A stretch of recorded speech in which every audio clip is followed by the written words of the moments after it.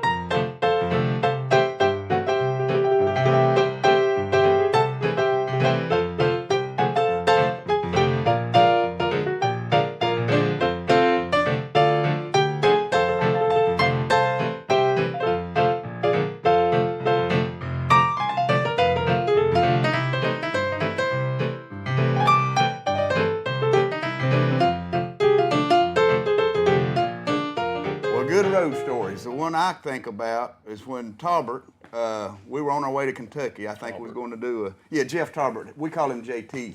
Too many Jeffs on the bus. He played with us for about 3 years. We were the first group that you actually played fiddle for.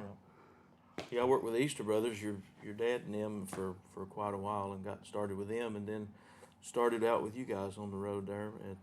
Remember the first trip with us? You was telling me a while ago up in Pennsylvania. Oh yeah, we used to get in that little car, that little Mazda car. 626. We'd stick that keyboard through the back of the trunk, and then all my instruments would lay in there, and we'd all get in that car and go all the way to Pennsylvania and back. And we had a good time, though. Had some big crowds. It was really good. And then we finally got us a bus, didn't we? Oh yeah. And you learned how to drive a bus, didn't you? We all have to have shifts on our bus, because we didn't have drivers. Couldn't afford drivers, so you had to sing and drive. Yeah. And so, tell me about that time you was driving to Kentucky. You had a pretty little blonde-headed girl you was going to be or something like that. Yeah, she was a friend of mine, and she was going to ride with us up to the Did you want to, what do you mean by pretty good friend? Well, you know what I'm talking about.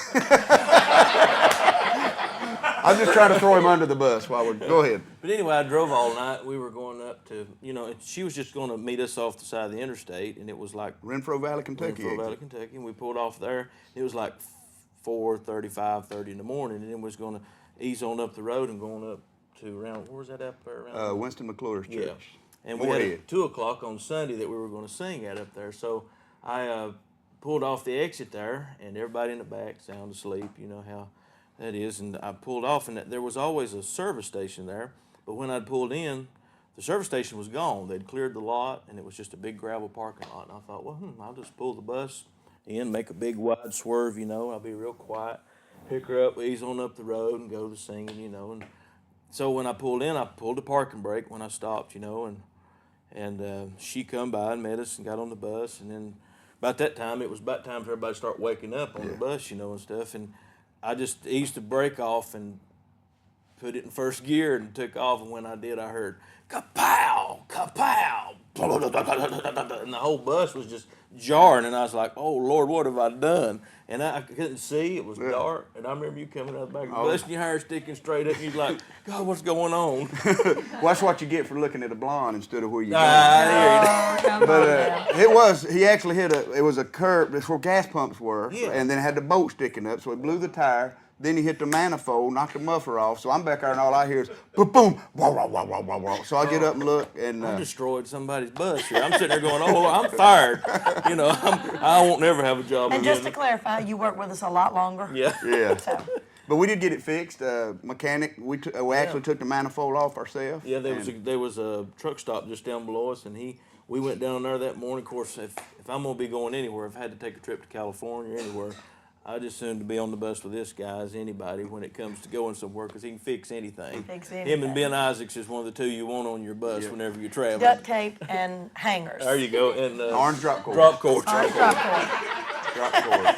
But anyway, you know, what was bad about that was it was just in line, that bolt sticking up was just in line with them two wheels. And it hit the pulling wheel, busted it, hit the bogey wheel, busted it, and then caught that, you know, when it went off, it caught that on the muffler. And I was like, oh my God. Well, the trick I learned from Little Roy Lewis, Sheri's uncle, is I keep an air jack on my bus. I keep a air wrench to take the lugs off my bus. So literally, we wouldn't broke down over 2 or 3 hours. Then you had one of them come along, or them pulling things, because we tied the pulling wheel. Yep, I yep. mean, not the pulling wheel, but the bogey wheel. yep. We tied it up, we put the Speer on the pulling wheel, drove it down to the garage, got it fixed, and then we went on to the singing and made it. I mean, how many times, you know, all gospel singers, how many times has the Lord And the way the Lord took care of us is that we got up to sing and told a story, laughing about it, what kind of day we'd had. And this guy that owned a big tire store was at our concert, and he came up and said he'd want to give us a couple of tires. Yeah, and give us 2 brand new tires and put on the bus. So And y'all know what a blessing that is. I thought maybe I ain't fired after all. And it all started with a blonde-headed person. There you go. I think one of the most vivid memories I have is the night we hit the mule. Did you and Ben tell about the mule? No, sir, we've not made no mention of the mule. This had to have been early '60s, I guess it was. We were heading to Jackson, Mississippi, 4 interstates, 2-lane highway, 3 o'clock in the morning. Everybody's asleep except Willie, and he's driving, and he might have been asleep too, for all we know. But Willie didn't waste any time. When you were driving, you put the metal to the pedal to the metal, or whatever it was. And I guess we were doing 75 miles an hour. It only runs 72. Well, whatever it was, you had it wide open. Yeah. And all of a sudden a mule appeared in front of us. And he was by the side of the road, and I think about half of him was sticking out over the road. But Willie hit the mule. And I mean hit the mule hard.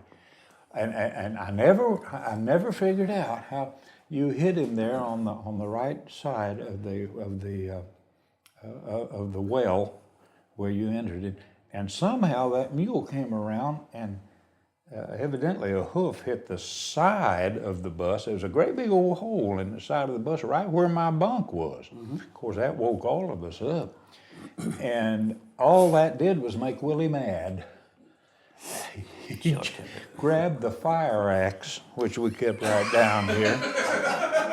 He jumped up and got off that bus and went back there to kill that mule. The mule was dead. Yeah, he was, but I didn't want him laying there kicking and frothing, you know. But you know what? As an example of how the Lord looks after us all. Yep. You had just taken over driving from Smitty Gatlin, and Smitty just stepped out of there. They would change seats as we were driving down the road. You know, one would step out and the other would just step in. Wouldn't even have stopped, just keep going. And Smitty stepped down into that well where you enter the bus, and stood there and talked to you for a while. I don't want to interrupt you, but while he was there, he used our facility. Oh yes, we had a little door comes down, got a facility in there. It's called a funnel. We had a funnel. I invented that in the sacred singing business, by the way. I'm sorry. So Smitty had done whatever he needed to do. Yep. And had just walked back to his bunk. Yes, sir. Just how long it takes to walk from the front to the back of his bunk and sat down on the bunk when we hit the mule. Now, it caved the whole front of the bus in, all over that space there. Closed it in. Yeah, if Smitty had been standing, if that had happened 20 seconds earlier, if that had happened, whatever it was, when Smitty was standing there, it would have just crushed him right back. But he had walked back and sat down on the bunk. And let me add a touch to that. Okay. Your memory's much better than mine so far, you're right on it. But there were several mules out and about. The only one I could hit was the one that was in the road, see? So finally got the thing stopped, and I go back there with my little hatchet, and I'm going to finish him off so that he wouldn't lay there and bleed and slobber, you know. And he was dead, so I go walking up, and I see a light on a little hill, about like from here to that, whatever that is. And I go up that man's driveway, and he comes out, and it's like 2 or 3 in the morning. And I'm hollering, his dogs are barking. Everybody's dog barked at me anyway. But he comes out, and I said, "Hey, sir." "Yeah." I said, "You own any mules?" He said, "What am I? Do you hit one?" I said, "Yeah." He said, "No, sir, I ain't got no mules." He didn't want to have to clean up the mess.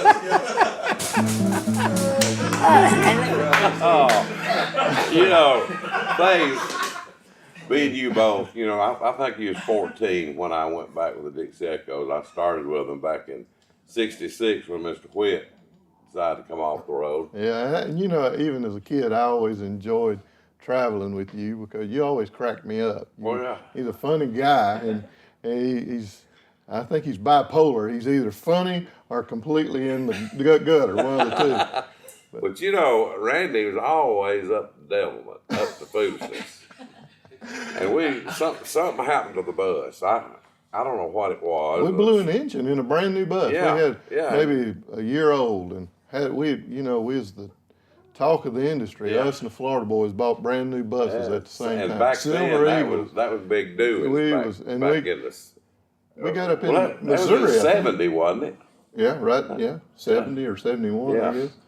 But we got this old Flex bus. We went to Nashville. Well, tell them, you know, I mean, there's snow on the ground. Oh, yeah. We're up where is Missouri It's or cold. Illinois? I mean, cold as a well digger.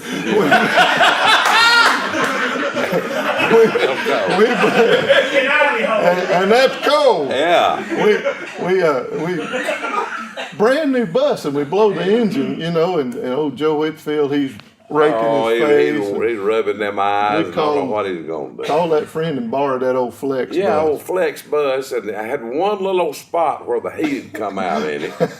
Well, we get there, and we do the singing, and we just had some old mattresses thrown on the floor. And had a funnel in there. Y'all know what I'm talking about. And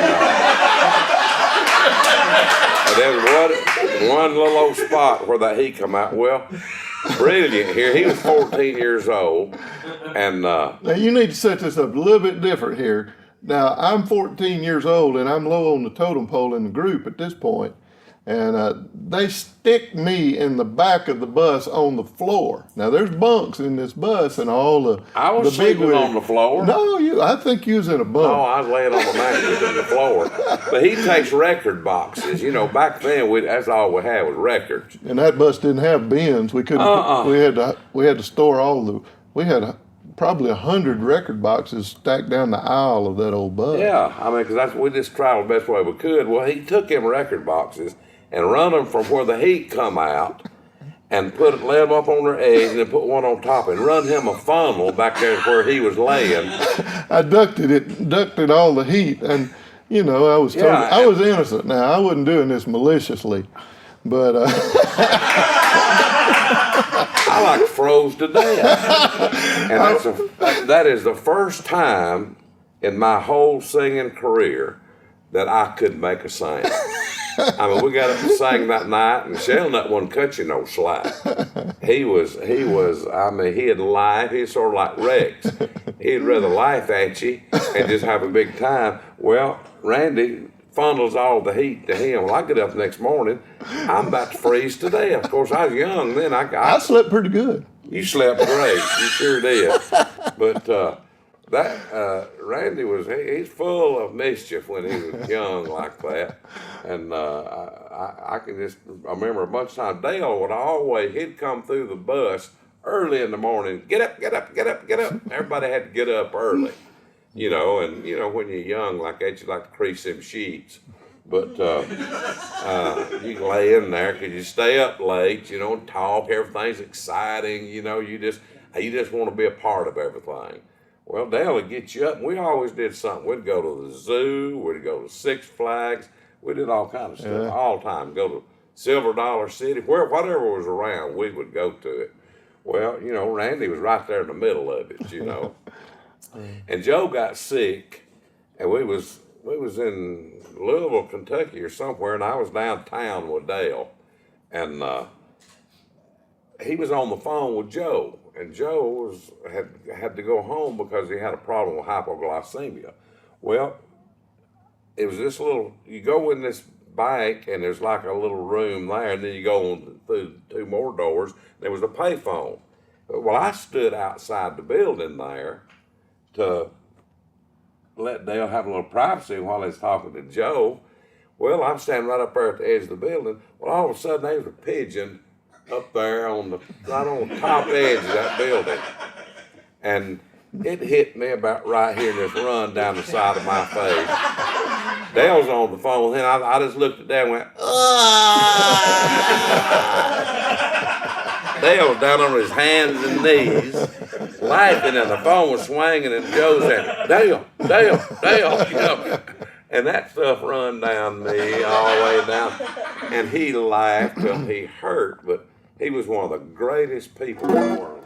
Kevin, I don't know if I'm right or not, and you can tell me, nobody can tell me like you could, but just after you left as the master sound engineer on the road and probably in the studio and everything else for Marshall Tucker Band, were the Hinsons the first gospel group that you engineered / produced in gospel music? I think the first professional group.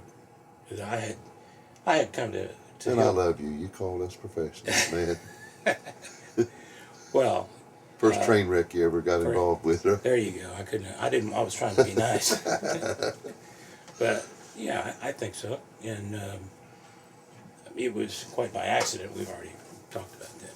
So, but I think the Hinsons were a big influence on my career, because not only were we successful in the things that we did, but everybody wanted to cut where the Hinsons cut. So that brought a lot of business our way, and we pay us money now. Well, I can tell you this much. The list, we were just talking before the camera started running on trying to name some of the songs that the #1 songs and top 10 songs, top 5 songs of the year that that you've been involved in. And man, even outside the Hinsons, and I think Freemans, a lot of the Freemans hit songs, and the list goes on and on and on of #1 songs. I know for us, like the Two Winning Hands, Call Me Gone. Yeah, I think, was it Two Winning Hands? It was your first #1. I believe it was, yeah. Big songs in gospel music, and it just, there's a lot of behind the scenes goes on that never gets credit, but while I've got people's attention, this is the man with the plan right here. I'm telling you, when it comes to the Hinson's career, we just will always appreciate being. You were kind of like our bus driver was our older brother, and a lot of the bus drivers would want to go to the venue and stand around the record table and talk, and they'd be sleepy, and they'd have a 12-hour drive, and they'd be shaking because they're trying to coffee up to, and we would always have confidence in the fact that our bus driver was in the motel asleep, doing his job, knowing what he was doing. When he got behind the wheel, he was ready to go. And you were that aspect in the studio that is in comparison when it came to things that we didn't know anything about. We knew we could rely on Kevin because he was the master at it and had done his homework and had basically come to know our sound as well as we did, and what our capabilities were and how to fix our inadequacies. I just started That's why saying, you were busy a lot. that's before the technology that they have now, how they can critique and sweeten up things to where you had to do it the old-fashioned way. You had to have the ear You and the had to do talent. it- You had to do it the old-fashioned way. Well, You that's had to- true, too. You had to sing it, and Yeah, we like didn't have pitch correction back then. That's exactly right. We couldn't move the phrasing around like we can today. That's true. so- That's true. like with Chris, it was 5 hours on one verse. You know, with me, you never did get it. You'd have to bring Kenny in to sing your part. Yeah, we talk about that. Kenny'd say, "Go on home," and he'd come in later and try to sing bass. But those were the days. Those were the days. Yeah. We've come a long ways. Ray, I don't know if you remember it or not, but I think it was Muncie, Indiana. Colder than whiz. It was Yeah, below okay. zero. Right. We had just finished the concert, but before that, we had borrowed a bus. Our bus had broke down. We borrowed a 4104 from the Seekers Quartet there in Oh, okay, Asheville. yeah. The funniest thing, we cranked it up after that night after we sang. No heat in the bus. And the accelerator pedal was sticking, if you'll remember. So in order for us to change gears, someone lifted the flap of that 4104 up. And guess who got to go out and stand on the bumper through Muncie, Indiana? Yeah, back to I remember that. Always Yeah, to go from the building to the hotel. Yeah. While he pressed on the gas to change gears, the gas pedal stuck, and I had to get back there and pull the lever Yeah. so the gas would come back up so we could change the next gear. Yeah. I like froze myself. Wind blowing, here you are, back of a bus. Of course, luckily it was 1 o'clock in the morning. Nobody was out there looking at you, but that was one of the coldest nights that I had ever. I remember that. done anything I like sure it. do. You know why you got chose for that? You're the only one who could get in I there was on only that motor. small enough, to stand on the back Do bumper you and reach understand what in. he said he was doing? He'd reach in there and he'd go. Accelerator cable. He'd go. We'd start out and he'd go pull the accelerator back, and shove it and get. I remember profits back years ago with one of them old buses, you couldn't get it in reverse. Yeah. And we had a broomstick. Yeah. We'd have to take and push in like Yeah. that. Somebody would sit there and you Exactly. push it in and they'd get it in reverse. Yeah. You know, guys, we're blessed to be able to do what we do and travel and sing, but I've got a lot of good memories, of course, having kids, and them traveling with me on the road and stuff. And my little boy, a story that comes to mind, traveling, we was in church one night and he wanted to go with me so bad, said, "Dad, let me go with you to sing, and I said, well, okay. So when he sat down on the front row there to church, I told him, I said, now, while we're singing, and the service is going on, and I ain't got nobody to watch you, so I want you to be real smart. So he said, oh, I will. So he sat down. How old was he was 7, and he sat down there on the front pew, and he looked over and made some friends, So you know how boys are. They just made some buddies, and they were sitting on the front row, and he looked over at the guys, the boys that he was on the front row with. He said, said, we ought to just go downstairs and go to the nursery and play while this is going on. And this lady was over here at him, sitting behind him.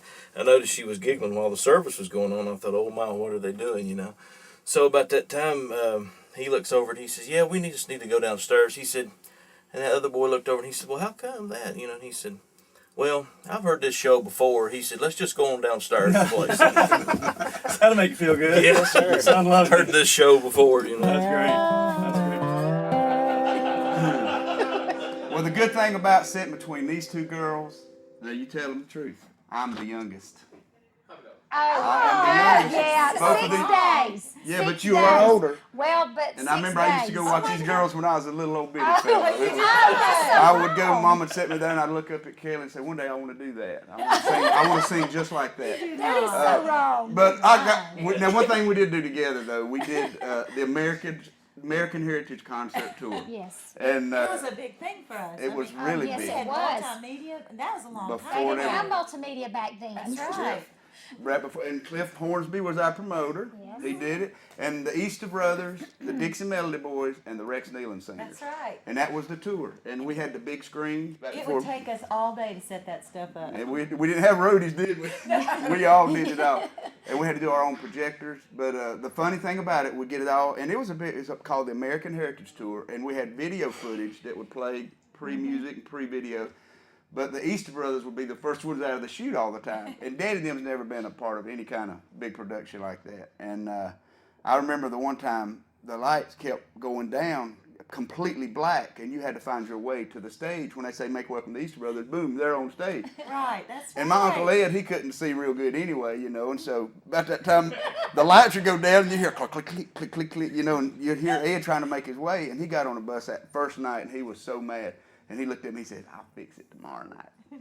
And I'm thinking, oh, what's Ed going to do? No. He gets up, y'all, when the lights go completely down, and you ain't supposed to see nothing on stage. All at once, here comes this big mag light just coming across. He takes that flash, didn't tell nobody he's going to do it. And he had that flashlight out there. And then the next night, he got ready, and you know, on them stages, they have the big weights that hold the curtains up. Right. And that's the way we did our backdrop. Yep. And so Ed was there ready to go, hanging on to his mandolin, one hand and this. Now make welcome the Easter Brothers. And he pulled that curtain, and when he did, it was like a domino effect. Remember? The whole stage fell. Fell on the steel guitar, all the drums fell over, and we literally had to turn all the lights back on and reset stage. But everybody laughed the whole night. did. Nobody ever got their composure. Yeah, all The whole- 10 of them. Yeah, we didn't have a lot of people. It was a big production, though, wasn't it? We It was enjoyed a big production. It was a big production. We laughed at each other, but What'd you do on the bus? Well, all the experiences on buses, I mean, I've had plenty. I remember one time I was with the Plainsman Quartet, and we were driving in Texas, going through a town called Tyler, Texas. Been there. And the brakes went out on the bus. My word. Completely, no brakes. And I wasn't driving, but whoever was driving, it was dodging cars. I mean, you know, trying to get it out of the way, you know. The brakes just were gone. And I think we might have sideswiped somebody. You know, there was more stuff happening with the Plainsmen and their bus days than of course, the old bus they had, it was literally, the rear end was held together with baling wire. Literally. Thank God it wasn't duct tape. No, it wasn't duct tape. I don't think duct tape had been invented yet. But it was baling wire. Jeff, what do you do? My accelerator cable broke, and so I had to come back here. This here's the acceleration right here. You push that right there. Of course, it's got it locked right now, but when I get up front, you'll unlock it. And so the cable goes all the way to the front of the bus, and I got to thinking, how can we make this work? It's a 35-foot bus, and I had a 50-foot drop cord. So you just take and tie it in a knot right here like that, just enough where when you pull on it, it ain't gonna give. Then you run it alongside the bus up here like this. Keep slack out of it. Yeah, keep slack out of it. Then when you get up here in the front seat, of course I didn't have nobody to help me, so I had to hold right there. Didn't have nobody to help me. I was there. It was awesome. Of course, we only had 50 foot. And I love it. So then what happened, Jim? Oh, y'all done went home. Me and Sheri and Madison was on one on the bus. Because I had to get Sheri to hold it in the road for me. Now, Jeff Tolbert was with us at the time, but Rabbit, Jeff, everybody had went home. And so I had my cable here now, so I got it going. on the bus. But on the, me and Sheri and Madison, he was 6 months old. So what we did is, when you change these gears on the bus, you got to double clutch it. So when I got going down the road, it was like, Sheri had to come up here and hold it in the road for me. And I kept pulling to get my, And this whole time she's standing right here holding it in the road. And then when I finally got it in fourth gear and got on I-20, we were coming home from Augusta. See this handrail? I tightened it up and wrapped it around this right here. And I had it on, well, with the door shut. That lock, there we go. And I had it on cruise control. I drove on home, just like that right there. Next Monday, I went down to Talmadge's and got me a cable and ran my cable. Got her fixed. Was broke down probably 10 minutes. Where there's a wheel, there's a way with an orange drop cord. You know, do you remember, we're sitting right here telling tales on one another, whatever. Don't tell one on me. I'm not going to, but do you remember the time that I come to Knoxville, went to try out for the Prophets? I do. And y'all wouldn't have me. That's right. I tell people all the time, I said, we had a chance to hire Ray Dean. We didn't do it. Well, if I remember right, you and I were good friends. Yeah. And you were in my corner. I was. But there was, I think it was, not to mention any names, was a piano player at that time. Oh, yeah. And he just didn't think I'd fit the bill. Well, another thing they told me, he says, you know, we just hired this bass singer we got now about a month ago. Yeah. And he didn't want to get rid of a new bass singer to hire another new one, you know. Yeah. But you could out-sing him a 2-to-1. You know, I'm glad you told me that, because I feel better now. I thought y'all just didn't like me. No, Now we that you liked said you. that, all right. But it was interesting. I remember that, believe me, I did. And you know what really thrilled me? Oh, I drove over from Asheville to Knoxville to try it with the Prophets. Right. And I was, well, I don't know, I was probably 19 years old or something like that, or 21, somewhere in that. We were young vicinity. folks back then. And y'all gave me, I don't remember what year it was, but anyway, you paid my expenses over there to try out with you. $2. And you, well, almost. You gave me $10 for my gas. Yeah. But we could buy it for that. Oh, yeah, that's right. We sure could. We sure could. Yeah, I remember that. Believe me, I do. Yeah. Me and you about the same age back then, wasn't we, Eddie? I think so. Yeah. I remember the Kingsmen when Eldridge was singing with them. Yeah, yeah. And McKinney and Yeah. Oh, well, now that's way back. that group. It was about 1962 or 3. Yeah. And he was with the Prophets. Yeah. And him and Jay Berry and these guys. We used to ride in a Chevrolet station wagon. We didn't have a bus. Yeah. We rode in a Chevrolet station wagon and had a little trailer we pulled. There's a group called the Tennesseans. Yeah. I remember that. Hey, and I've got one of y'all's records too. You and Dale Shelnut and who's the tenor singer? Wally Laxon. What a tenor singer. And Noel Fox, Noel Fox singing and a bass. guy named Dean Bassam was the baritone. Yeah. He was a good singer. Yeah, we had some good concerts. We used to do the Prophets and Oak Ridge and the Kingsmen. We all sung over in North Carolina a lot. And some real Around fun Knoxville for J. Basil. We did. Ain't that right, Miss? That's We used to play Knoxville, Asheville, and Kingsport. Yeah, yeah. And That was the three. that was the 3 dates. J. Basil and there was another promoter up there in Asheville. Carney. No, No, that was Winston Salem. that was Winston. Well, anyway, maybe it'll come to us old folks. We forget every once in a while. Well, we've heard some great stories about things that go on the way to concerts, during concerts, after concerts, and talking about, you know, we're all just waiting to pounce, you know, and anything happens funny, we're all about it. Because, you know, you're away from your families and you just gotta laugh because, you know, it gets tough out there sometimes. We had a long weekend with the vocal band, and we were finishing out a 4 or 5 day run in New York City at Brooklyn Tab. And it was great. The choir was great. Got to meet the pastor. Everything was great. We were all so looking forward to getting home. Kimberly was due to go in the hospital the very next day to have our little Ashton, who's 4 now. And so I was a little bit on edge. And so we get in the cabs getting ready to go over to the airport. And there was enough of us that we had to get in 2 cabs. Well, Kevin Williams was in the cab behind us. Enough said, right? Yeah, right. Yeah, so he's always looking for some type of humor. So my cell phone rings, it's Kevin. He says, hey, act like I'm your wife. And I said, hey, baby, everything okay? You feeling all right? He said, okay, good. He said, now that cab driver's been giving you the eye this whole time. He's been staring a hole through you, so we're going to have a little fun. This will be good. And so I said, all right, that's great, baby. I said, well, we are headed home. We'll be home before you know it. He said, okay, that's great. He said, now there's a coffee shop right down the street here. We're turning on to Fulton Street, and it's going to be down the street on the left a little ways. And there's a little red awning, and there's a bookstore right across the street from the coffee shop. And in the middle of the street, there's a German police dog. I said, okay. I said, you know, honey, it's a beautiful day in New York City. I wish you were here with me. We're about to turn on to Fulton Street.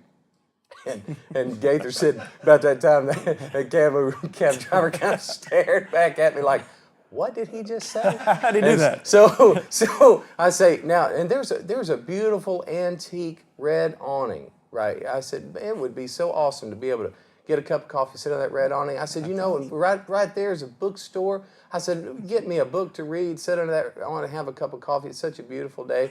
And all of a sudden, the old cab driver stopped the car really fast, as they will often do. Stopped it really fast, and I said, whoa, look out for the dog! And so we get to the airport, we get out of the airport. You're mean. Oh, I know. Well, I was just trying to give him a blessing. Rotten. We got out of the 2 cabs, and I heard the cab driver say to Bill, because Bill was about to pay him, and I heard the guy say, hey, you guys don't owe me any money. I've never seen anything like that in all my life. And I said, I know just how you feel. Crazy.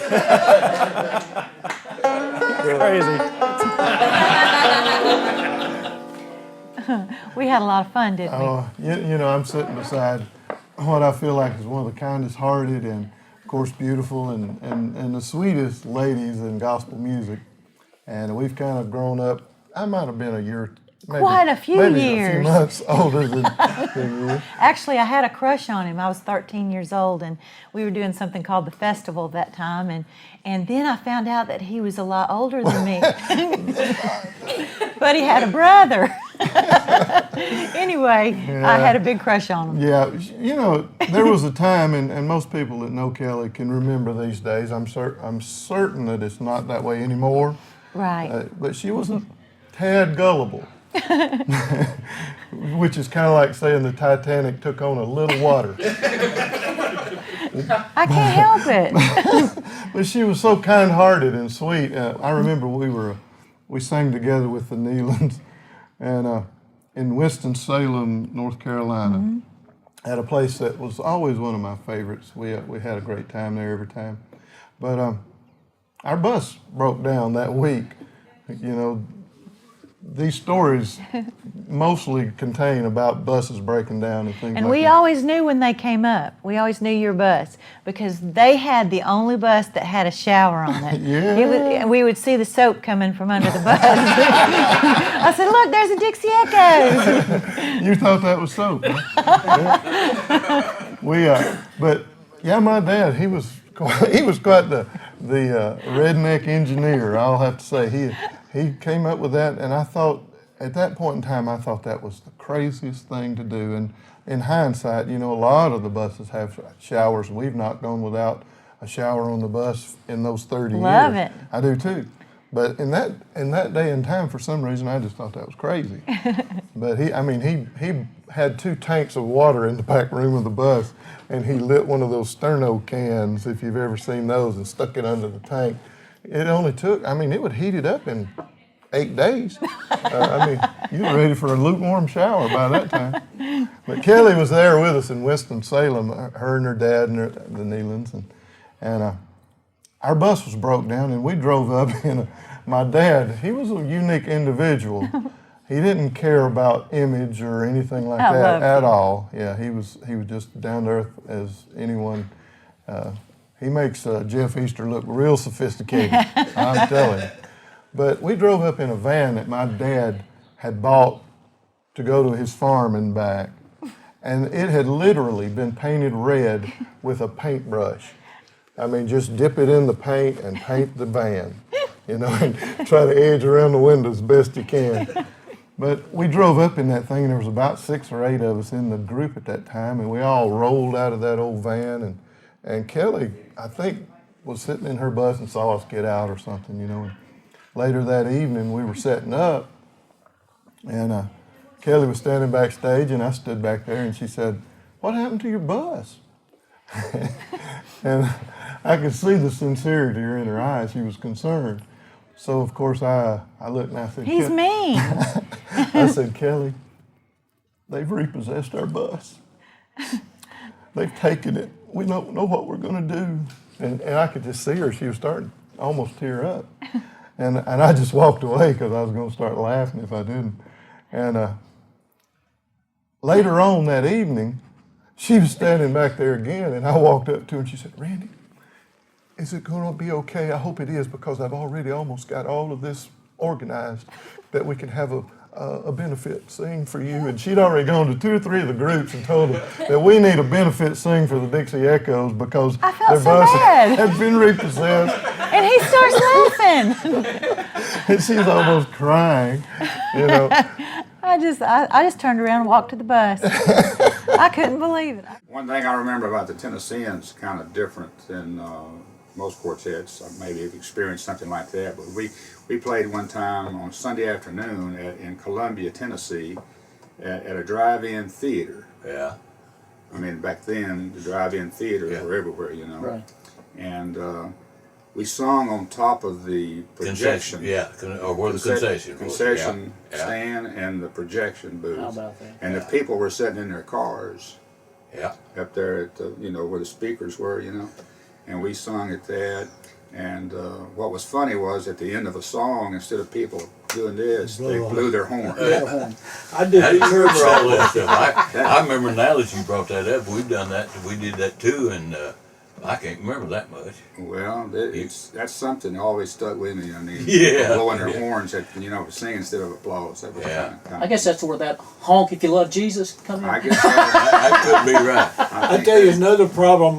You tell me talking about me turning you down. Yeah. I also turned down Rex Nealon. Well, it's getting better for me. I don't feel near as bad now. But I don't know if any of those Tennessee recordings of them. I got one of them, and I love it. Yeah, that's one of my prized possessions. I don't think they're in circulation for sure. Well, I'm sure there's a few around. But it's black and white. Well, it's the whole album is, you know, one color. Yeah. One color. Yeah. But well, there's a lot of. I remember when the Tennesseans got them a bus. They went from that station wagon to a, you know, pulled a trailer to got them a bus. Yeah. And Dale Shelnut, he was always pulling tricks, you know. And we were riding up to going to Pennsylvania one time for we sang with the Couriers up in Harrisburg and some other places up there, and going through Virginia. I made the mistake of getting off the bus and having to relieve myself. Yeah. One morning, and you know, there wasn't no place to stop. Yeah. I mean, these were before interstates. But Well, no rest areas. No rest areas. You just pulled over, you know, and I got off. I might have been in my pajamas. And about the time I got through, the bus pulled off. Oh, me. Dale Dale Shelnut, they pulled off and left me. Now, he knew he was doing this. Oh, yeah. Yeah. It was great. They probably rolled down maybe, you know, 200 yards or something. But it was, I was pretty young, you know, and wasn't used to that kind of stuff. You just give up. You remember the bus driver we had, Frog? Yeah. You remember Dad laying back there in the bus trying to get some sleep, and Frog had found a deal on oil at the truck stop, and it was maybe 3 cents a quart cheaper than it was the last place we stopped, and he went back there and he had to okay this oil purchase with my dad, who was laying in the bunk dead asleep. Frog, if you knew him, you would understand this, but he'd shake, Dale, I found oil, 3 cents a quart cheaper. Okay, you know, what can you say? And he's, Dale, is it okay? Can I get it? You know, and it's, yeah, what? He's 3 cents a quart, 3 cents a quart cheaper. After about 10 minutes of this, my dad said, Get the hall, frog! He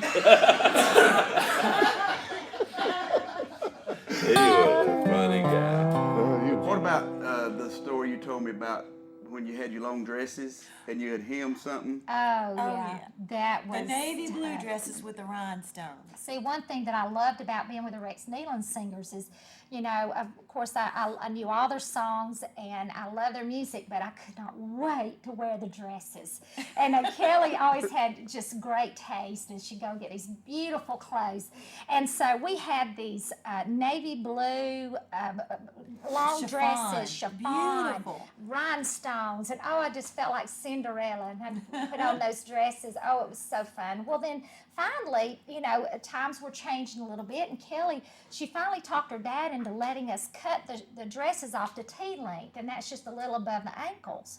And so we were headed to Akron, Ohio. Big, huge church. I mean, Yes. it was huge. It was with the cathedrals that Right. night, and we were running late. So Rex said, "Now listen," he said, "y'all just, you know, be ready to go on stage when we pull in, because we're probably going to be around the first of the program. So just go quick, everybody get dressed, and let's go on in, and we'll be ready to sing." And so we had cut those dresses off, and so Kelly said, "Let's wear our navy blue." I said, "Okay." So I put it on, and we got on the stage, and the place is packed, the balcony. And so Kelly looked over, and we had just finished our first song, and she looked over and she went, "Oh my gosh." And I went, "What?" She said, "Your slip."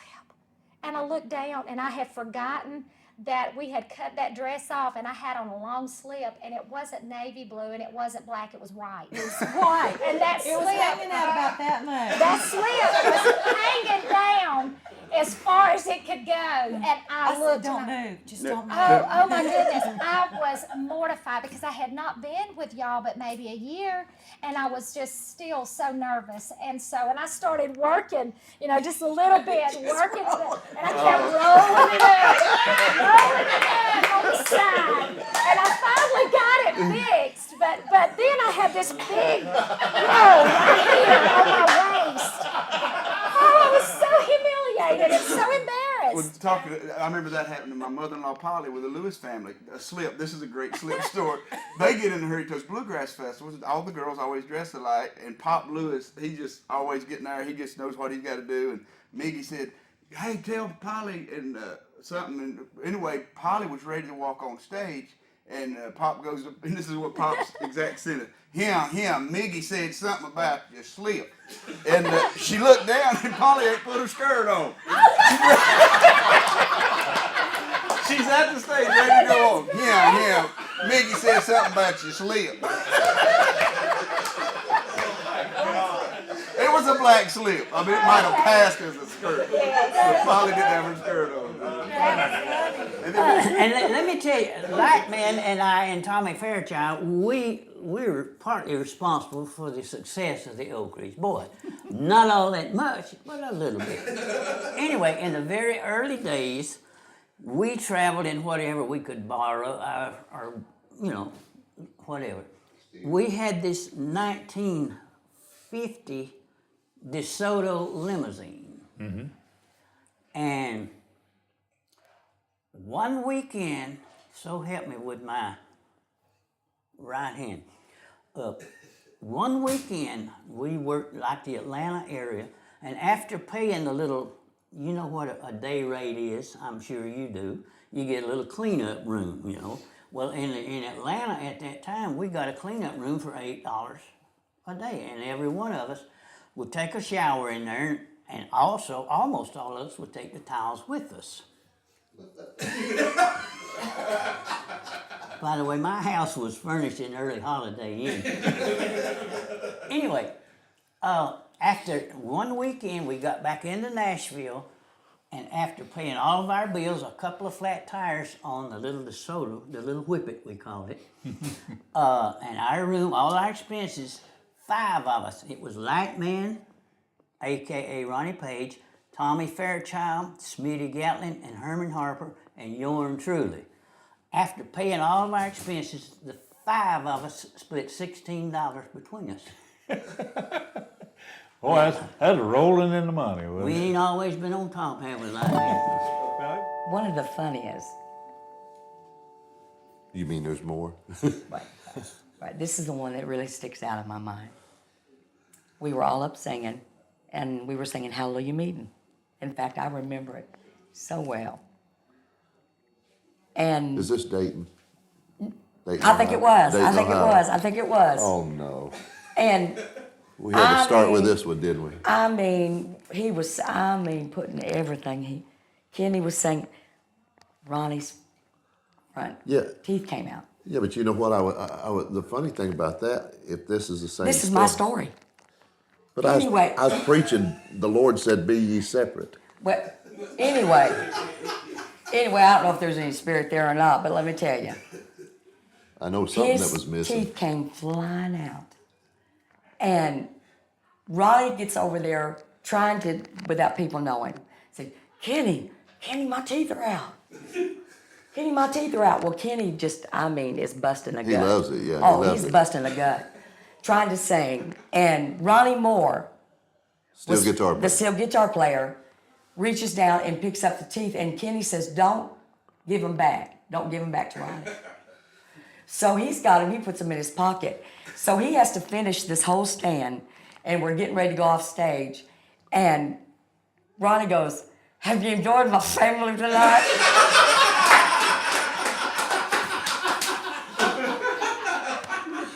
Have you enjoyed the Hinsons tonight? But you know what? For the first time, with those loud voices, Chris and who was singing baritone for us right then? That was Larry. Larry, that's... Chris and Larry and Kenny. When they sang, it's loud. So, I'm trying to sing bass, but I'm not being heard, you know. But that night I was heard. It was just a little bit of a funny lisp to it. It was rough. It was rough. But it was so funny, and that will probably go down as one of my greatest road stories because it was what it was, and Ronnie was just so, he was really into it too, and that killed his spirit quick. Ernie and guys, we were talking about different things and songs, for example. Jim Hamill did most of our picking of the songs back in the day, and he was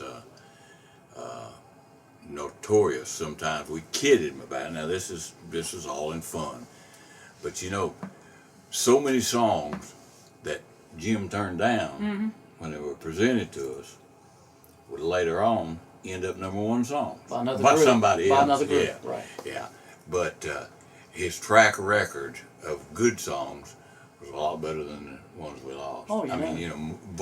Number-wise. Yeah, but give a couple of examples. Ron Hinson. Well, I don't know about Ron, but I don't know who wrote this one, Scars in the Hands of Jesus. The Lighthouse. Yeah, that's right. Looked at it, went over it, watered it up, threw it in the trash can. I'm glad you did. #1. And then how about Squire Parsons, Beulah Land? Yeah. Perfect example. Great song. Nah. Watered up, threw it in the trash can. They just didn't hit, Just certain songs Yeah. that... And then ones that, excuse me, brother, and ones that he did select, a lot of them, I thought, well, now that's not going to be good. That's not going to be good. And one of them he did take was called Excuses. And I thought, well, now that's not going to, this is me thinking, okay? And that ended up being the longest running #1 song. Yeah. And what was it, 17, I think it was something like 17, 17 months. I tell you, Jim wasn't the only one to turn down songs. Yeah. I remember when I was with JD and the Stamps, he turned down Because He Lives. Oh, no. Wow. He said, that ain't all right. Look at it. My goodness. Oh, my. We all make those mistakes. songs? Many years ago, I didn't have a group, but I had a publishing company, and I had a lot of songs, and a lady sent me a song down, well, among others, and for me to publish, and I thought it wasn't any good, and it was The Sun's Coming Up, Yeah. in the morning. Yeah. I think it went number 1 with the Nelons. Yeah. Or, It you did. know, Yeah. or Yeah. the Lefevres or the Nelons, and I turned it down. I didn't think it was a very good song, and I lost that one. We all make those mistakes. We do. One big mistake that Hamill and Eldridge in the Kingsman made was the first song I ever wrote was, well, I could be the only one probably that I ever wrote, but called I Know That I'm Saved, and they would not sing it. They would not sing your song. They didn't think it was good. Remind me, Could have been a number 1 I song. will pitch that song.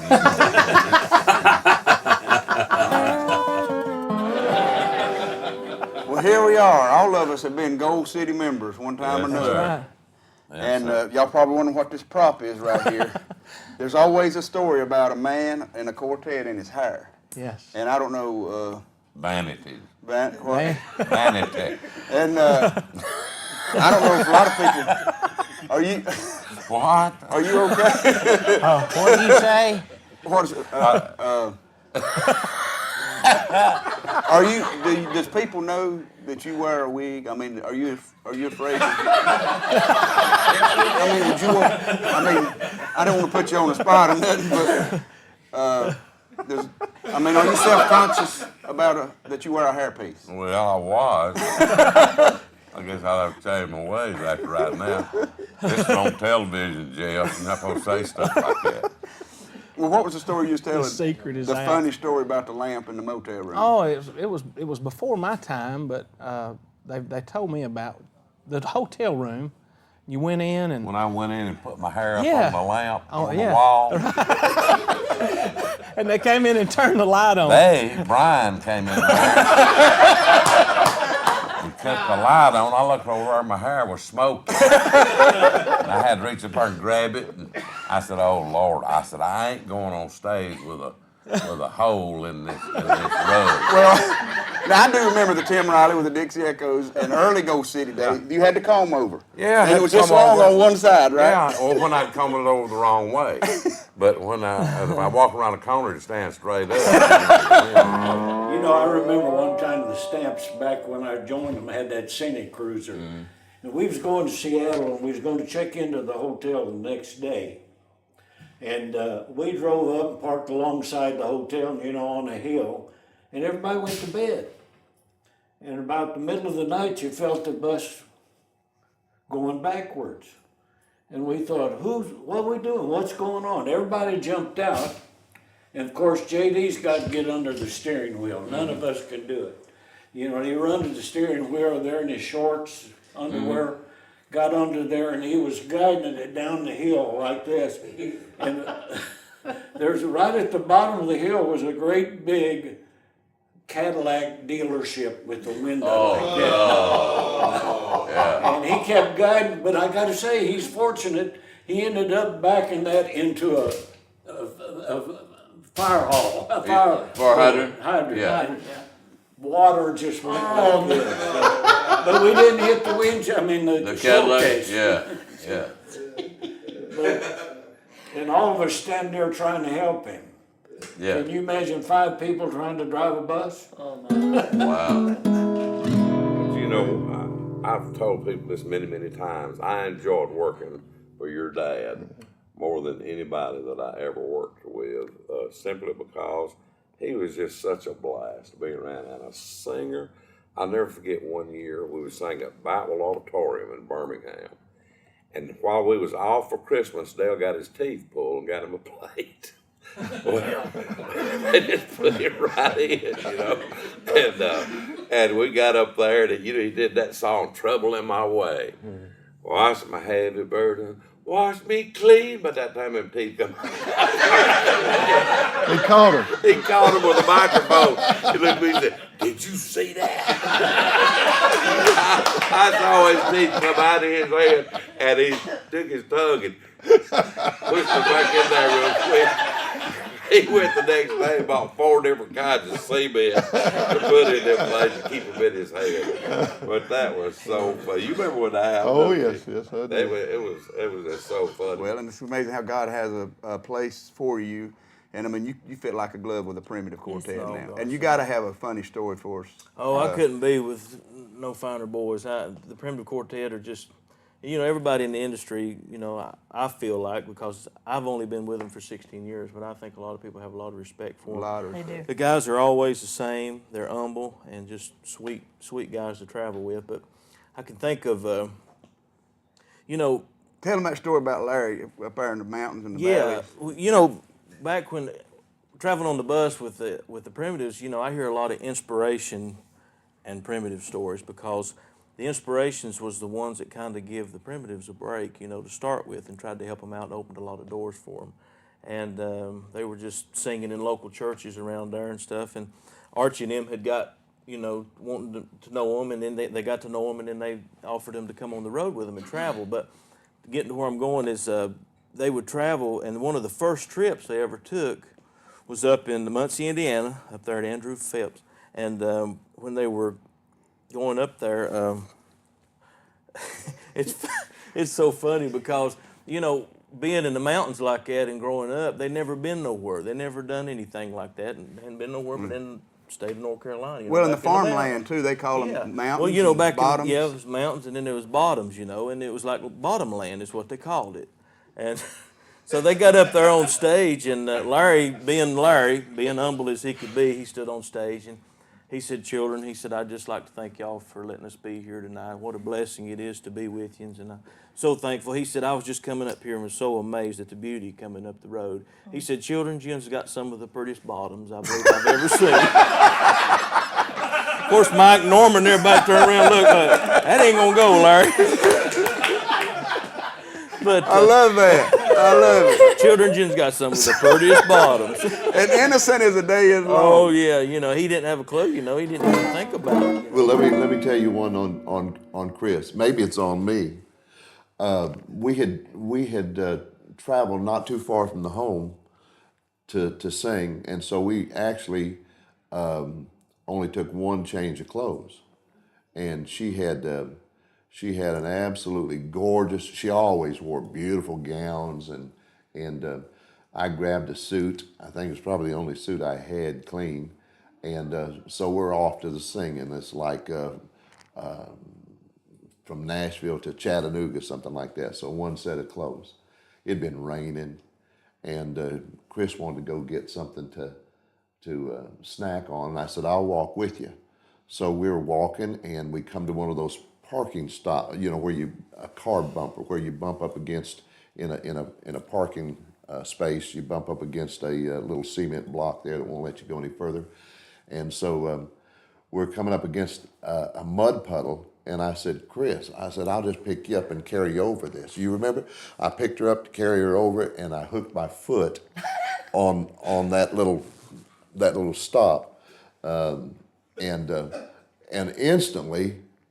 Okay, I was kind of selfish, but instantly I realized that I only had one suit, and I was fixing to trip and fall in that puddle of water, and so I just threw her.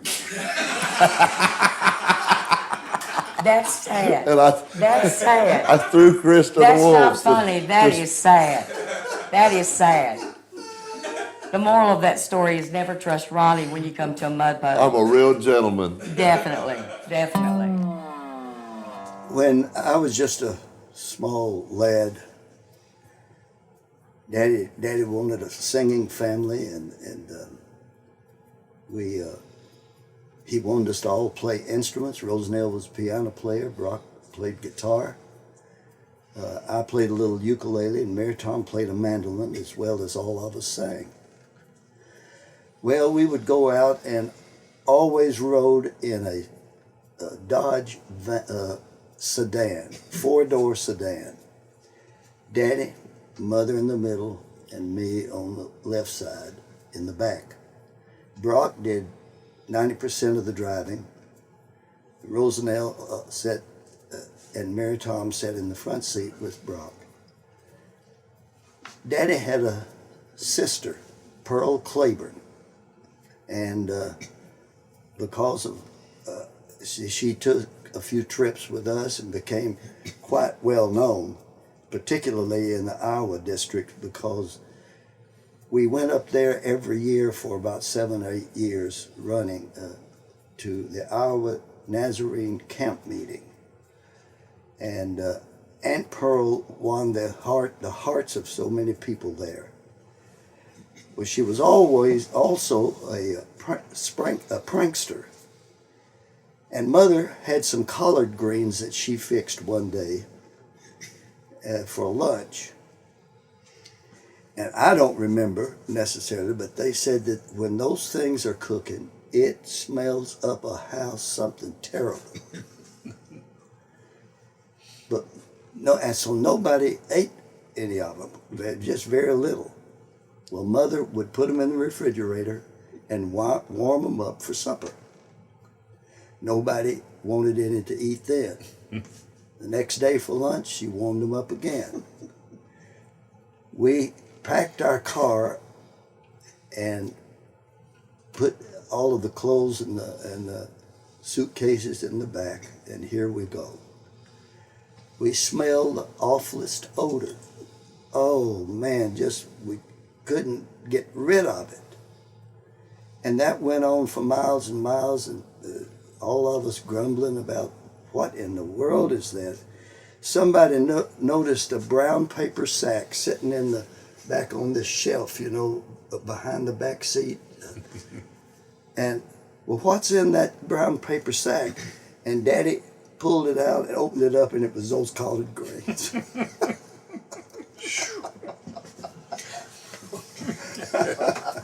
Aunt Pearl had planted them there. This right here would make a good doormat. Well, I want you to tell first of all how you came about. Your first one. Yeah, where did you Well, get your first when we was heartwarming, and they changed it to River Song. Well, Bill Traylor came in, and he was the head dude. He's unpacked. Black shoes here. That's what it was. All right, you got to go blow your nose. So Bill Traylor was the president. Yeah, he said, Tim, you ever thought about getting you some hair? I said, what are you trying to say, Bill? Yeah. But he sent me down to a place, and Riversong bought me some hair. Well, I had that was in the budget. We got $10,000 to make a record, $2,500 Tim. That's right. Yeah. But I went the day before, Taco and Ivan and all of them, they had to gather around and have a little ceremony about cutting my flap off. You have to cut? Did they shave your head? No, but they had to cut that long part off to have a place for the rug to sit on. So they got it and they combed it up and sprayed it and they were sticking. They just did all kind of stuff with it. Well, when I went down the next day, I'm telling you, I had an intense moment there when they finished cutting my flap off. Yeah. And how many years did it take to grow that flap? It took years. That was the flap of our flap. Yeah. But Did anyway, you say that was the flap of our flap? Yeah, that's it. That was the king flap, the mother flap. That was my flap. Oh, my joke! All right, so go ahead. Now the question is, did they sew it to your head? No, Lord, you snap it no. on or what? Well, what they did, they'd weave this little old cable around your edge. Kind of like a braid. Yeah, like a braid, and then they would sew the hair to that, and you'd keep it on a month. Now, that would get to some kind of itch in there. Now, what about a hot summer outdoor singing? It was rough. It was rough. You'd get a little build up right here. There wasn't nowhere for it to go. Well, you could wash and move it around a little bit so it scratch your head, But the longer you went, it get. Ray, can you remember the time the bus broke down? I think it was near Valdosta, Georgia. And we had to make a sing. It was, no way around it. Eldridge rented a four-seater plane. Remember that? Oh yeah. Four-seater Oh plane. my goodness. You and I got in the back, and I think Wayne Maynard, Hamill, and the pilot were up front. It was a five-seater. Yeah. We flew. It was just about an hour and a half. Wasn't far. Hamill had a hard time getting the door closed. Yes. Because he shut it, and it latched, but you didn't have any signals on the front panel saying the door was ajar. Yeah. That door did not close. We flew all the way to the next venue, landed, and when he pulled the latch just a little bit, that door just flew open. That door could have come out, In the air. in the air at 5,000 feet. Yeah. We might have not had a Hamill. Oh, I know. That leads to another breakdown story on the bus. Is same kind of scenario nearly, but we had to leave. It was I think it was like a four-seater. Plus we wanted to take product. Right. So there was our three-seater maybe. Anyway, long story short, I didn't go, but there was Hamill and I don't remember who sang tenor at that time, and Foxy, and the product, okay? Right. And we kept seeing and the runway was across from the interstate where we were broke down. And we kept seeing that plane go down, turn around, come back, and finally it backed up just as far as it could go and just barely got off of the ground and took it forever to get up. And come to find out it was the weight of Hamill, the weight of Fox, and the tenor singer and the pilot, and the product we had on. And that thing nearly did get off. It like it never got off the ground. Did the wheels touch the mountaintop? I was afraid to look after it got gone. Too close. Yeah. You know what? We did Bonifay. That was a hard night. It was a long night. It was probably one of the only nights that I stayed up all night long. And matter of fact, one of the nights that we were there, Jimmy Carter was there. Yep. I'm telling my age now. He was actually campaigning. He was. He wasn't and you know what else? president yet. He kissed me right here. I'll never forget it. He told me about that. I know he did. But, Bonifay was humid, and sometimes it would be raining, and it was just... Now, I look like I've got straight hair, but I really don't. I've got curly hair. It is mine, contrary to all the stories. Yeah. But I would have to make trip after trip to the bus and dry my hair out all night long. That Bonifay was just, it was grueling. All the groups, for some reason I loved it because I was raised, even before I came with the quartet, going with my dad and running around on the ball field at Bonifay and just having a good time. I know. But I remember one time my dad, when I was just a young guy, teenager, 18, I started taking flying lessons and pilot. I remember that. that. Yeah, I was going to be a pilot, well, I am a pilot. I got my license 30 years later. I won't be riding with you. But anyway, I got the bright idea for some reason during Bonifay I could solo at that point in time, and I had a little airplane. I said, well, why don't we drop some leaflets on the field and have a record special, And there was already, even before the singing would start, there was a few thousand people sitting on the field. And so I had some printed up the size of a dollar bill, and we painted, they were green, and just had, 3 for whatever on the records. And I set it up with my dad, and of course he was fine with it. So I flew over. I was a very nervous pilot, and it was a long trip. A grueling trip over there. I had to dodge thunderstorms, and Bonifay tended to rain all the time. But I got to my destination, and I could see the field. I actually found the field, which was really surprising for me because I wasn't the best navigator. And I found it, and I looked over in the seat, and I pulled out my chunk of flyers. It probably weighed 2 pounds. If they wouldn't have come apart, somebody would have died. But I opened the little window and chunked them out. And my dad, in those days, we had those old record racks. You remember? And you could stand behind them.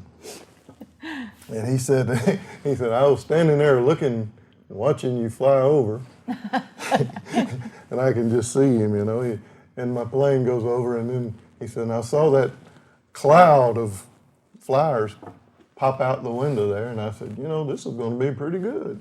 And about that time, the wind caught them, and they wound up in the next town over. Oh, no. There was and he had, in the meantime, he had bragged that was his son up there going to drop those flyers, and all the guys were watching him, and he was, we're going to do this record special. They're going to come and swamp our table here in a moment. And about that time, all the flyers are gone. And Dad's sitting there, and then all the guys were, in gospel music, they're ready to pounce at the... That's right. So he had to take a lot of ribbon about his boy, the pilot. Oh. Every group probably has had a bus breakdown. I mean, any group that has a bus, at one time or another, they've had a breakdown. Yeah. And many years ago, I was playing with a group called the Plainsmen Quartet, and they operated out of Baton Rouge, Louisiana. Well, Baton Rouge, Louisiana is kind of like living in Tampa and driving to your dates. It's like you got to drive 400 miles just to get started. Yeah. Mm-hmm. And anyway, we used to go into Midwest a lot. We'd go up in Kansas City and places like that to sing. And one time we left Baton Rouge and we were going through Oklahoma. Now you got to remember, these are the days before interstate highways. Right. But we went through Oklahoma, and in order to get, it was a better road in Oklahoma than it was Arkansas as far as going north. Still is. I guess it still is. But anyway, we went through a little town called Poto, Oklahoma. Poto, Oklahoma. Yeah. And the bus broke down. I don't remember what happened or, but anyway, it wouldn't go. So the group got a rental car somewhere in Fort Smith. That was the closest place to Poto, Oklahoma. Yeah. And went on, and we were gone for probably 10 days, I guess, out on the road, making those dates in a car. Well, we got through with the tour. We came back, to the bus, and it'd been stripped. Oh, I mean, no. Everything was gone. It was like a shell. They had taken everything off of the bus. No. Clothes, shoes, whatever we didn't carry in the car. Yeah. It was all gone. Wow. And no one in the town knew anything about it. Of course not. And it was just a kind of interesting story, how bus breakdown led to a complete clean out. Yeah. And wow. it was interesting. Did they put it on blocks? I lost some good cowboy boots in that. Yeah. All right. Yeah. Well, this isn't a bus wreck, it's an Ed Hill wreck. I'll never forget the date, January the 20th, 1983. And I was driving that Singing Americans bus. Yes. And I was down in Georgia found a log truck. And he made a left-hand turn in front of me. And the logs came in the bus. Knocked me out of the driver's seat. And then we went out into a field. And I'll never forget that, because for about a year, almost 6 months, I couldn't even get out of the bed. They had that leg, and they had 6 operations on that leg in 2 years or 3. And as an old man, they told me when I got old, I'd be able to tell about it. Yeah. I can still tell about it now. That leg, arthritis in that leg.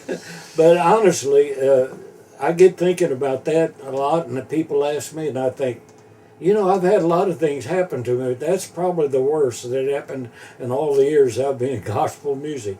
But I've been in bus wrecks too. Bus breakdowns too, many times. Anyway. And the choices are a rug or a hair transplant. And I don't mind saying, I've had 5 surgeries. I started in 1994. You can see some of my old pictures. Yeah, see, you're rich, and I... Oh, Lord. Hey, I know about your hair transplant. You sure do. I we forgot were about singing on a football Randy field. Shelnut was there, too. Randy Shelnut was there, and we did the big thing at the end. And on Wednesday I had surgery. Yeah. And for those that don't know what a hair transplant, Did Randy scob his knob? Oh my goodness! Listen to this, Tim. They cut you from ear to ear. They cut you from ear to ear. And my head was open about that much. And they take the hair out of the back of your head and put it on the top of your head. You had like little holes like they set out trees. Exactly. We do a song, you'll reap what you sow. That's what it's all about. It looked like cornrows, didn't it? It did. But it happened on Wednesday. We worked with y'all I think on Friday night, 2 days later. The Wilburns at that time. The Wilburns, and I'm still on pain meds because that really, really hurt. So I'm trying to be funny at the end of the grand finale. Randy did not know that I had this surgery. And so we got married. You and Randy got in the same mic with Sheri. And I just want to be funny, And I said, boy, I see who these boys want to sing with. They don't want to sing with me. They want to sing with Sheri. And so Randy, being funny, walks over and grabs me by my back of my head and my face and goes, "Ooh." And I saw stars. Yeah. We all just went. I don't know why I'm laughing at that, Jeff. It just No, it hurt. It was a good kiss. It was a good kiss. He kissed me on the cheek before I saw stars. Oh, and they just say we had prayer real quick. Yes, yes. Kevin, I remember you talking about all the different groups that you've contributed your knowledge and experience to. I remember after the days of the Hinsons, when the Hinsons had stopped singing, and I had actually had the privilege of going to work for you and Chris White at Nashville Teleproductions in Oak Valley, Sunlight Records, and a hot label back in those late 80s and early 90s and on through some of the 90s. And I remember, the excitement of getting to go over to Jonesboro, Arkansas, to the Forum Auditorium there. Place was packed. I was nervous as a cat on a tin roof, but I had the privilege of introducing a group that was making a live record. You guys had brought the trucks and everything over, and it was an exciting night. And I remember that night I put together a theme. Hold on to you. Hold on. No, the way it went was you can, on this flight, you don't have to have a seat belt. If you want to run the aisles and move about the cabin, you can.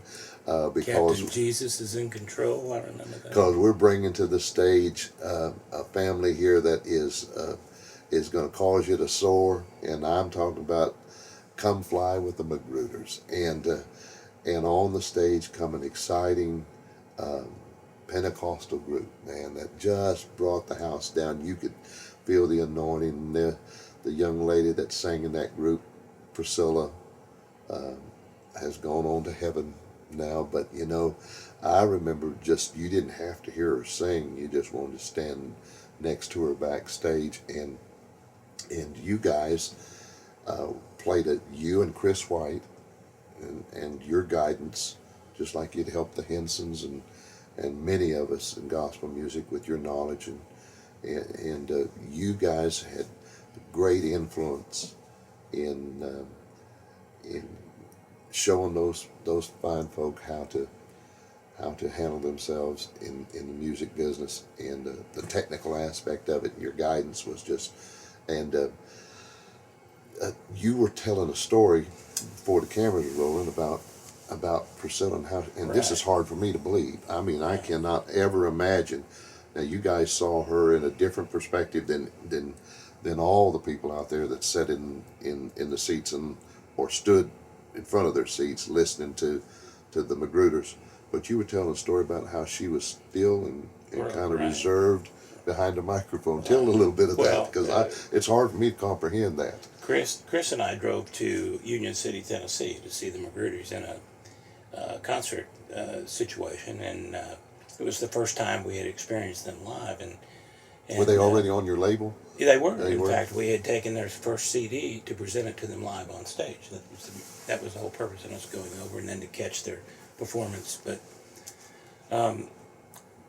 Chris noticed that during the performance that Priscilla would just stand at the microphone with no emotion. That's hard for me to she sang the part great, but there was no real emotion, and she thought that was the way it was supposed to be. And Chris is the one that said to Priscilla, look, you need to take that microphone off the stand and move around a little bit up on the stage. And of course, the rest is history. And tell me about you know what? There weren't wireless microphones in those days, so we started with a 50-foot mic cord, and then we went to a 100-foot mic cord, and then finally we ended up with a wireless microphone. But Priscilla was off to the races, and you know she just the So Priscilla could have been the reason why wireless mics were invented. It could be. But the story with this prop here, we did Birmingham one night, and Hovey Lister was there, and his wife had to leave early to Atlanta.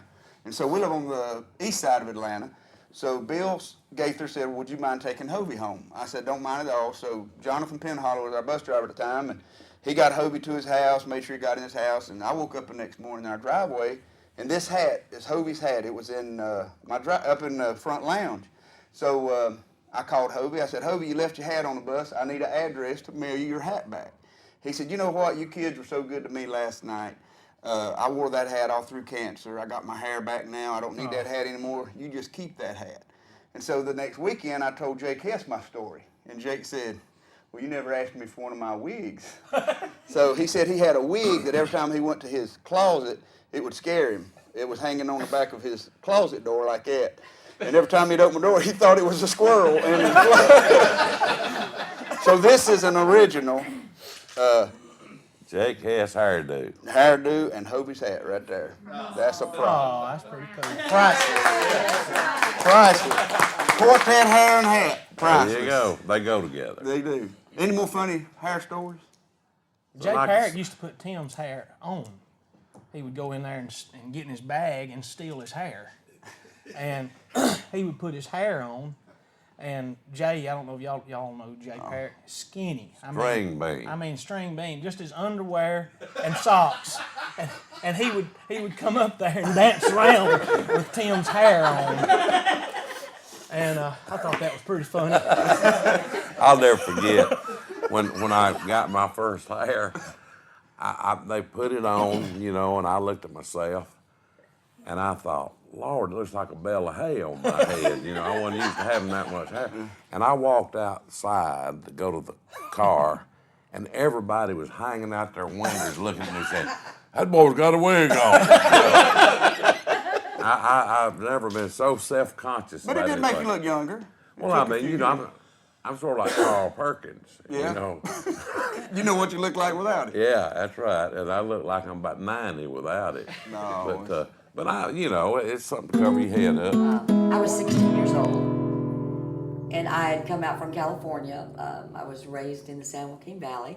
Didn't know anything about Southern gospel music except for the Speers. Wasn't even saved. Well, no, I was raised in church. Okay. Please don't interrupt. And so Alice Barnett and the Barnetts brought me from California out to Nashville to try out for the Speers. Come all the way out here to try out for the Speers. You ready for this? Ben said, can she read music? And Alice said, no, she can't read music. She's just 16. Can't use her. Cannot use her. Cannot use her because we need somebody that can read music. He was out to try to get you to enroll in school first. But no, you know what? That didn't make me change anything because I still loved y'all. I still loved your music. And I understood, you know. And it was about 2 months later, I was listened to by Showbiz because I was wanting to get on the Gospel Singing Jubilee. And as a soloist? Yes, because I think at the time they had Kelly Klein or Steve Sanders. I can't remember either one of them. So they were looking to replace. And the producers told Les Beasley to tell me that I had no charisma, that they couldn't use me on the Gospel Singing Jubilee. So that's all the dirt I can really drag up right now. But you know what? The Lord had a plan because less than 3 months later, I walked on to the set of the Gospel Singing Jubilee with the Hinsons and sang for the very first time on the Gospel Singing Jubilee. And the Speers were there as guests. And I was the host group. So I thought that was really funny. You know, when he asked you if you were And it got, she got with a bunch of no talented singers, and it really made her talent stick out. One thing that I used to always laugh about, and I would watch it later and I think that Les was on such a budget, like or Showbiz was. It was like keep it rolling no matter what, you know. And I would watch it in motel rooms later as it would play back, and I'd watch light bulbs on the sets going boom, boom, boom, boom, and they just keep on going, keep on rolling it, you know. Had a job to do. That was always funny to me. And some of the other things I won't tell. Well, I got a couple here that pertain to Speer over here. I don't think we were on the Gospel Jubilee. We just weren't. But anyway, Ben and I, like I say, we've been friends for a long time. And we were at a particular restaurant one time and we started to pay out. And we go to the cash register, I pay out, and I turn around and look, Speer, he's standing there. He had picked him up a toothpick out of the little holder, the little glass holder, and he stood there. He picked his teeth for a couple of minutes, you know, everybody waiting on him. Put it back in the bowl, said, you know, a lot of folks would have walked out with that.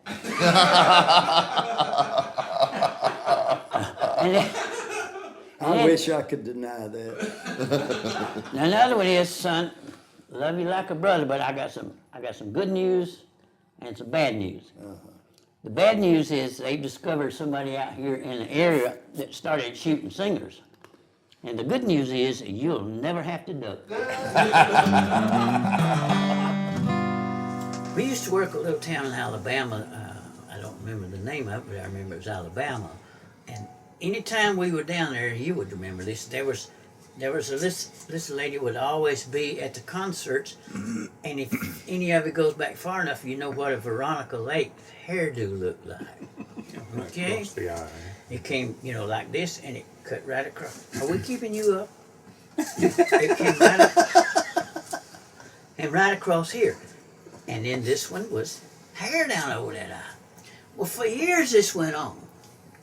And me being curious type, one night I'm standing on the record box behind the records, and she's up there looking at the album, and I couldn't stand it any longer, so I just took my hand and just pushed that over, away from her eye, and it was an open socket. There wasn't nothing in it. You could have put a half a dozen banty eggs in that hole. And I just said, oh my. Turned it loose. This is our latest album, folks.